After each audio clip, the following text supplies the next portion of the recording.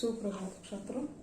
हम देख रहे थे जो चारा घोटाला, गौशाला और चारा घोटाला, ये शंकर पुनतांबे जी का व्यंग्य है। तो रामदास किस तरह गांव में लोगों को सचेत करने का प्रयत्न करता है, ये इसमें दिखाया गया है। तो शंकर जो है पढ़ा लिखा है, गांव के स्कूल में काम करता है, लेकिन उसे तनख्वाह नहीं मिलती है।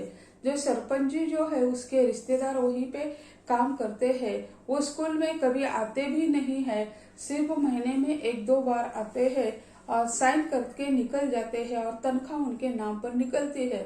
और रामदास जो है मुफ्त उसे गांव के लड़कों को पढ़ाता है और वह अपने हक के प्रति सचेत है। वह गांव के लोगों को सचेत करने का प्रयत्न देता है। वह शहर जाकर एक ढोल खरीद कर लाता है और उस ढोल को सुबह जैसे प्रभात फेरी होती है उसी तरह वो ढोल पीट पीट कर गांव के लोगों को गायों की आवाज सुनाने का प्रयत्न कर देता है। वो गाय के बारे में गांव के लोगों को बता देता है। गांव के लोगों को अच्छा लगता है। बूढ़े बुजुर्ग लोग जो है वह यानी रामदास को कहते हैं, रामदास ढोल तो तुम्हारा सही है, लेकिन ढोल पीटकर तुम तालाब में रहते मगर से बैर मोल रहे हो। तो ये बड़े बुजुर्ग लोग हैं, उनके पास अनुभव है। तो वो बताते हैं कि यानी सरपंच जी से यानी बैर मत मोल लो, यानी ढोल तुम्हारा है, गीत तुम्हारा है, लेकिन तुम बोल रहे हैं उस सरपंच जी के बारे में बोल रहे हैं, ऐसा नहीं करना चाहिए। वो कहते हैं क्योंकि यानी ये सरपंच जी जो होते हैं बहुत ताकतवान होते हैं, उनके पास बहुत शक्ति होती है। वह उनके तहसील हो, जिला हो, पुलिस थाना हो, उसके अधिकार में आता है। तो इसी कारण बड़े बुजुर्ग लोग हैं रामदास को समझाते हैं। लोगों को मालूम था रामदास को भी गौशाला का चारा अकेला गौशाला का रखवालदार गोवर्धन नहीं खा जाता। लोगों को मालूम था, रामदास को मालूम था कि यानी गौशाला का जो चारा है वह रखवालदार जो है गोवर्धन जो है, गोवर्धन अकेला चारा तो नहीं खा सकता है, लेकिन इसके पीछे कोई दूसरा बड़ा हाथ है, ये सभी लोगों को पता था।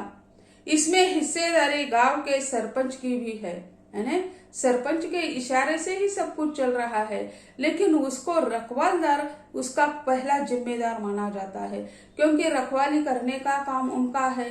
किसके इशारे? सरकार के द्वारा चलाया गया गौशाला है और उसमें किस प्रकार उसका अधिकार है यह दिखाई देते हैं। बल्कि सरपंच ही चारे का बड़ा हिस्सा हड़प जाता है, रखवालदार को तो नाममात्र का पल्ले पड़ता है। रखवालदार क्या है? सरपंच जी का जो आदेश होगा वही उसे पता स्वीकारना होगा, नहीं तो उसकी खैरत नहीं होती है। सिर्फ नाम रखवालदार का है, लेकिन वास्तव में वह जो चारा खा रहा है वह वास्तव में सरपंच जी ही अपने घर चारा ले जाते हैं। रामदास का जवाब था, हाँ मगर से बैर मोल ले रहा हूँ, लेकिन क्या करूँ? यानी तालाब में रहकर मगर के साथ मैत्री करनी चाहिए, लेकिन तालाब में रहकर मैं मगर से बैर कर रहा हूँ, लेकिन क्या करूँ? बैर नहीं करूँ तो क्या करूँ? चुप भी तो नहीं बैठ जाता। यानी वो कहते हैं कि रामदास जी कि मैं चुप तो नहीं बैठ सकता हूँ, आंखें होकर आंखों के सामने जो घटित हो रहा है उसको मैं सहन नहीं कर सकता हूँ। आप देख रहे हैं हमारे सरपरस्त बने हुए लोग गौशाला की गायों का ही चारा नहीं अपनी जनता का भी चारा डकार जाते हैं। तो वो कहता है सिर्फ गायों का ही चारा नहीं है, तो अपनी जो योजनाएं सरकार के द्वारा आती है वह भी यानी सरपंच जी हड़प कर देते हैं, उस पर वे डकार देते हैं। तभी एक तरफ जनता जो है भूख से बेहाल है और दूसरी तरफ उसके ये सरपरस्त चर चर कर ऐसे मुठिया बन गए हैं कि संवेदनशीलता की अजब मिसाल है। संवेदनशीलता से मेरा मतलब है बेशर्मी से, ये लोग बेशर्मी की अजब मिसाल है। तो वो कहता है कि जनता तो भूख से मर रही है और जनता का जो आया हुआ पैसा है वे हड़प करते ऐसे मोटे माल हो चुके हैं। उन्हें कोई शर्म नहीं आती, शर्म की नाम की बात ही उनके आसपास मंडराती भी नहीं है। वे एक मिसाल है, ऐसा कहता है।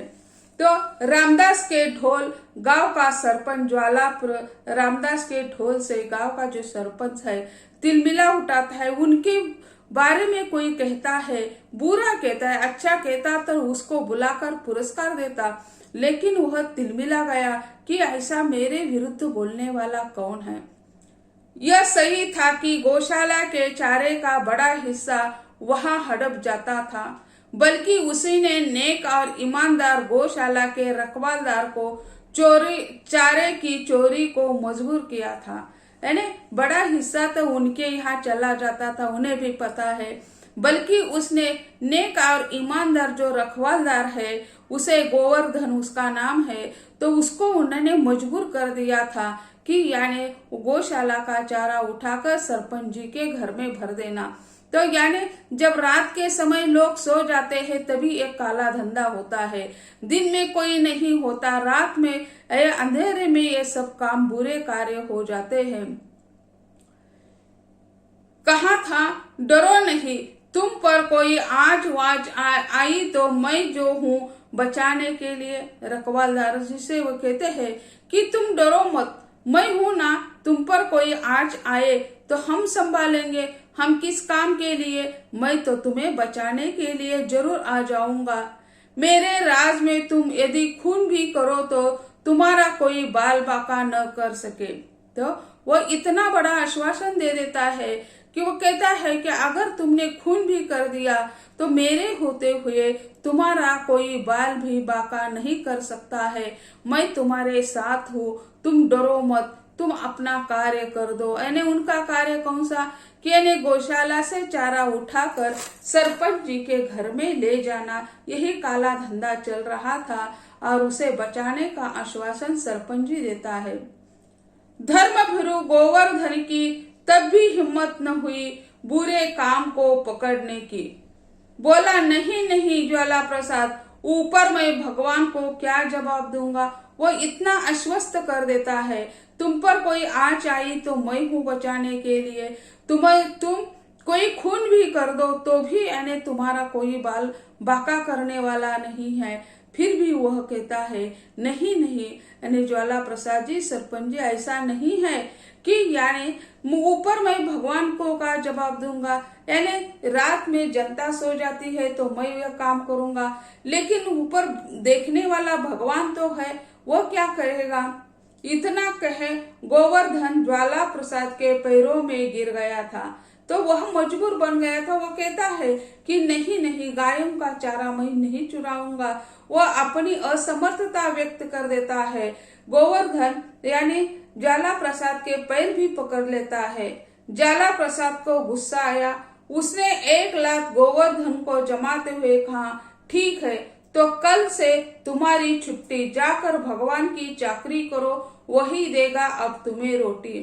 जब वह गिड़गिड़ा पर यानी वह माफी मांग रहा है तो उसी समय उसके पांवों तले बैठा, उसके पांव पकड़ कर रखे है, तो उसी समय उस पांवों से ही ज्वाला प्रसाद यानी उसको गोवर्धन को ठोकर मार लेता है और कहता है, तो ठीक है, कल से तुम्हारी रखवालदारी की छुट्टी हो जाएगी, जाओ भगवान के पास जाओ और वही तुम्हें यानी भगवान ही तुम्हें रोटी दे देगा, जाओ उनके पास, ऐसा कहता है और पांव से ठुकरा देता है। गोवर्धन पर जैसे लात नहीं बरसी, बिजली ही गिरी। सो ज्वाला प्रसाद के पैर पकड़कर वो बुरी तरह से गिड़गिड़ाया, नहीं नहीं, ऐसा मत करो ज्वाला प्रसाद, मेरे बच्चे भूखे मर जाएंगे, मुझे तुम्हारी बात मंजूर है, मैं चोरी करूंगा, चारे की चोरी करूंगा, गायें भूखे रहेंगी पर रह जाए, भूख से मरेंगी मर जाए। तो वह कहता है गोवर्धन कि ठीक है, तुम ऐसा कहते हो, तो पांव पकड़ कर कहता है कि यानी नहीं नहीं, मुझे नौकरी से या उस काम से मत निकालो, मेरे बच्चे जो है भूखे मर जाएंगे। वो वहीं पे रखवालदारी का काम मिलता है, उन्हें तनख्वाह मिलते हैं, उस पर उनका घर द्वार चलता है। तो वह अपने बच्चों के बारे में सोचने लगता है और कहता है नहीं नहीं ज्वाला प्रसाद जी, ऐसा मत करो, मेरे बच्चे भूखे मर जाएंगे। अब तुम्हारी बात जो है हमें मंजूर है, हम काम करेंगे। और वह कहता है मैं चोरी करूंगा, जो चारे की चोरी करूंगा, गाय जो है भूखी रहेगी, रह जाए, भूख से मरे तो भी मर जाए, लेकिन मुझे वहां से मत निकालो। ढोल की तिलमिलाहट में ज्वाला प्रसाद ने रामदास को बुलावा भेजा, लेकिन वह नहीं आया। बार बार बुलावा भेजने पर भी नहीं आया। तो ज्वाला प्रसाद उसे यानी लोगों के, उनके गुंडों के द्वारा वह मिलने के लिए रामदास को बुलाता है, लेकिन रामदास बार बार बुलाने के बाद भी वही नहीं जाता है। आखिर ज्वाला प्रसाद को ही रामदास के द्वार जाना पड़ता है। इससे ज्वाला प्रसाद का क्रोध और उग्र उठा। दो कौड़ी का आदमी किस घमंड में भूला है वह, जो मैं बुला रहा हूँ और नहीं आ रहा है। तो वो कहता है किसकी क्या कीमत है, वह मैं बार बार उसे बुला रहा हूँ और वह नहीं आ रहा है। इतना कैसा घमंड आ चुका है उन्हें। रामदास में जैसा जयप्रकाश नारायण आ समाये थे। बोला तुम गौशाला का चारा चरना बंद करो, वरना इसका नतीजा ठीक नहीं होगा।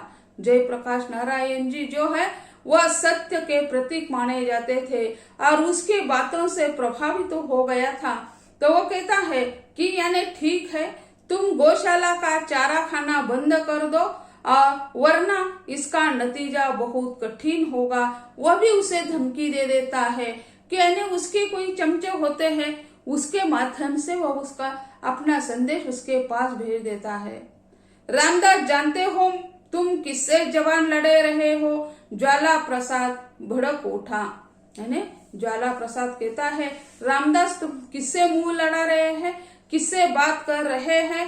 रामदास सीधे सीधे कह देता है, लेकिन ज्वाला प्रसाद को गुस्सा आ जाता है, क्योंकि ये सरपंच है। गांव के किसी भी लोगों ने उसका विरोध नहीं किया है और ऐसे समय उन्हें बहुत बुरा लगता है। रामदास भी भड़का। वह संयम भी रखना जानता है और उसका विरोध भी करना जानता है और वो भड़क उठता है, कहता है ज्वाला प्रसाद तुम कान खोलकर सुन लो। वह भी उसे इन्हें बहुत बड़ी धमकी देता है। वो कहता है ज्वाला प्रसाद तुम कान खोलकर सुन लो, अगर तुम अपनी करनी से बाज नहीं आए तो मैं तुम्हारी शिकायत ऊपर जिला बोर्ड में ले जाऊंगा। वो कहता है अब तुम बंद कर दो, वरना मैं यानी तुम्हारी शिकायत जिला बोर्ड के जो अध्यक्ष है उनके पास कर लूंगा। तो वो ज्वाला प्रसाद कहता है जाओ जाओ करो शिकायत, कौन ध्यान देगा और विश्वास करेगा तुम जैसे दो कौड़ी के आदमी की बातों पर। तो कहता है क्योंकि उनके ऊपर हाथ है। तो वो कहता है जाओ जाओ शिकायत करो, तुम जैसे दो कौड़ी के आदमी की शिकायत पर कौन ध्यान देगा, वही उतना ही काम उनके लिए पड़ा है क्या, और अगर किसी ने कर भी दिया मैं तो देख लूंगा। ज्वाला प्रसाद ने जवाब में कहा और वह घर लौट आया। फिर वह ज्वाला प्रसाद ने जवाब दिया और फिर वह घर लौट आया। इस रामदास को सबक सिखाना ही होगा, यह सोचकर कल्लू ने ज्वाला प्रसाद ने कल्लू को घर बुलाया।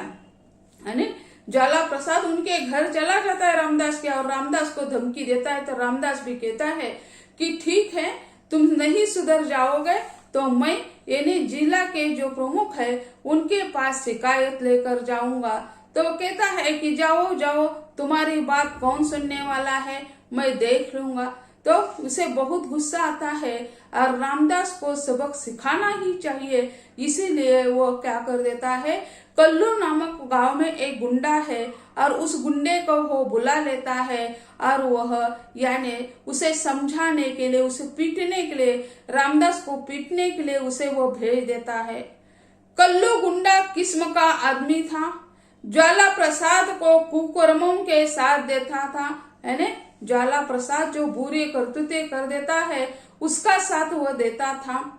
उसके आदेश पर वह किसी को भी पीट देना, दंगा फसाद करना देता था, आग वाग लगा देता था। यानी ज्वाला प्रसाद जो कोई करने को कहे वह करता था और वो उसे क्या कर देता है कि हर एक प्रसंग को तब्दील कर देता है। दंगा फसाद करना है, आग लगाना है, जो कुछ करना है वो कल्लू कर देता है और उसे बुलाकर वह यानी रामदास को पीटने के लिए कह देता है। तो ऐसे यहाँ यानी रामदास जो है पढ़ा लिखा लड़का है, वह किसी के बात को यानी बुरा नहीं, वह डट कर विरोध करने वाला है। जयप्रकाश नारायण जी की जैसे साहस से कार्य करते थे, अन्याय के विरुद्ध लड़ते थे, उसी तरह ये रामदास का यानी व्यक्तित्व दिखाई देता है। तो छात्रों, आज हम यही कहते हैं, अगले लेक्चर में अगला हिस्सा हम देख लेंगे। धन्यवाद।